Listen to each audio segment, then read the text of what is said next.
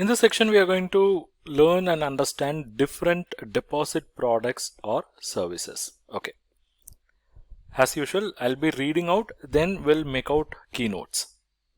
Deposit products. The major functions of the bank are to mobilize deposits from the public and to invest or lend these deposits to individual firms and corporate institutions. Yes, this is something which we have seen in the beginning itself. What is the core business of banking? It is lending, and how they do it? It's basically out of the deposits which they have mobilized. Okay, right. What are the types of deposits? Deposits are normally classified as demand deposit and time deposit. And what is the main difference? That's what given here. Okay, so let's capture that. Types of deposit. We can classify the deposit into two types. One is demand deposit and the other one is time deposit. And before I proceed further, I just want to say something.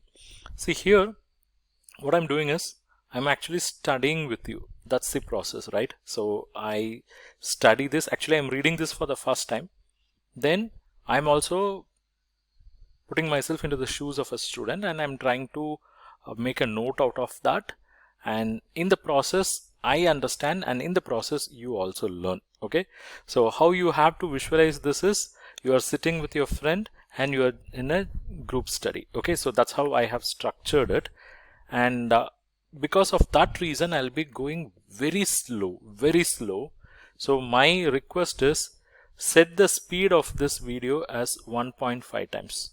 Okay, so when you watch this, please set the speed of this video as 1.5 times. Yeah. Now let's see. What are the main differences between the demand deposit and time deposit? The first difference is demand deposit is payable on demand, whereas time deposits are repaid after expiry of the period. Yes, demand deposits, they'll be basically in the form of savings account, current account and all. So the first difference is it is payable on demand, whereas time deposit, it comes with a period. It can be a fixed deposit like 3 years, 5 years, whatever. So it is payable only after expiry of the period. Only after expiry of the period.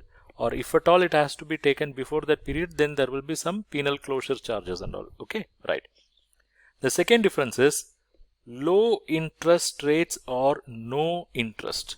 Yes, in demand deposit, if you take savings account and all, interest rate will be very, very low. Okay, say now it is in the range of 2 to 3%. That's it. And if you take current account, there will be no interest at all. So either low interest or no interest. But if you take time deposits, there will be high interest rates, and that will vary according to period. So interest rates are going to be high, and it is actually based on period. So when you go for a longer tenor, you will have even more attractive rates. Then the third difference is it includes current, savings, overdue deposit and unclaimed deposit. So here they are giving the bifurcation. What and all comes under this demand deposit? As I said, savings account, then current account, then overdue deposits, that also come under demand deposit, and if there are any unclaimed deposit, that also comes under this category.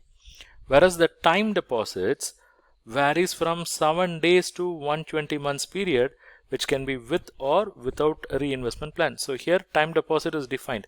It means it can be it can be from 7 days to even up to 120 months, that is 10 years. Okay, and it may come with or it can be without reinvestment plans as well. That's about time deposit. And the fourth one is interest. Interest is paid on half-yearly basis in savings account, whereas in time deposit, generally interest is paid every quarter. So the fourth difference is with regard to interest. Interest in case of demand deposits, they are paid at what intervals? Half-yearly intervals.